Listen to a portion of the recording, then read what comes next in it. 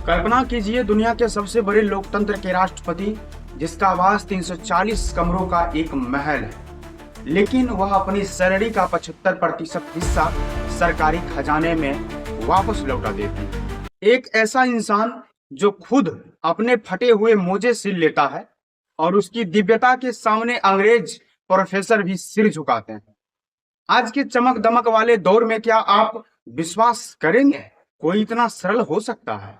आज की कहानी उसी देश रत्न की है जिसे दुनिया डॉक्टर राजेंद्र प्रसाद के नाम से जानती है। 3 दिसंबर 1884 को बिहार के सीवान जिले के छोटे से गांव जीरादेई में एक बालक का जन्म हुआ।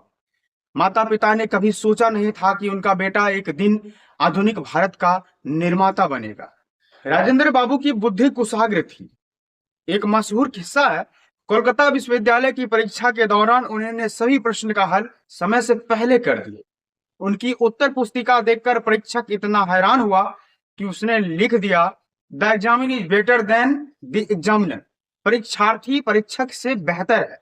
उन्होंने कानून में मास्टर और डॉक्टरेट की डिग्री ली और उस जमाने के सबसे सफल वकील में शुमार थे। उनकी कमाई उस वक्त हजारों में आंकी गई, अभी के हिसाब से वो करोड़ों का है। लेकिन फिर आया साल 1917। 1917 में नील की खेती करने वाले किसानों की दुर्दशा देखकर महात्मा गांधी चंपारण आए। राजेंद्र प्रसाद जब गांधी जी को निस्वार्थ भाव को देखा तो उनका जीवन बदल गया। उन्होंने अपनी जमी जमाई वकालत छोड़कर विलासी जीवन का त्याग किया और खादी अपना ली। गांधी जी ने एक बार कहे थे, मुझे अगर देश में एक भी ऐसा व्यक्ति मिल जाए जो राजेंद्र बाबू जैसा हो तो मैं भारत को तुरंत आजाद करा लूं। वे गांधी जी के सबसे भरोसेमंद सिपाही बन गए थे। असहयोग आंदोलन हो या नमक सत्याग्रह, वे हर बार अग्रिम पंक्ति में खड़े रहे। राजेंद्र बाबू सिर्फ राजनीति नहीं, एक जनसेवक थे। 1934 में जब बिहार में भीषण भूकंप आया तो वो जेल में थे। रिहा होते ही बीमार होने के बावजूद भी राहत कार्यों में जुट गए। उन्होंने वायसराय के फंड से कहीं ज्यादा पैसा लोगों के मदद के लिए इकट्ठा किया।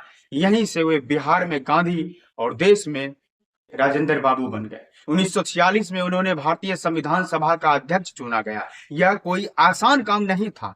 अलग अलग विचारधारा वाले नेताओं के बीच असमंजस बिठाकर हमारे भारतीय संविधान, इतने बड़े संविधान को एक साथ एक अच्छे तरीके से लिखना उसकी कुशलता का प्रमाण था।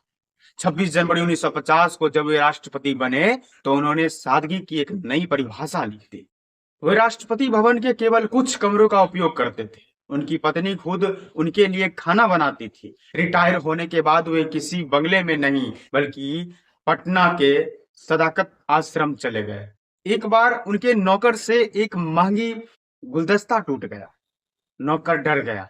राजेंद्र बाबू गुस्सा होने के बजाय उसे गले लगाया और कहा, कोई बात नहीं, यह तो मिट्टी का था, इसे एक दिन टूट ही जाना था। राष्ट्रपति रहते हुए अपने बचपन के स्कूल गए और अपने गुरुजी के पैर छुए। पूरा देश दंग रह गया था कि भारत का प्रथम नागरिक, एक राष्ट्रपति, शिक्षक के चरणों में झुका है। ये थी इनकी पहचान।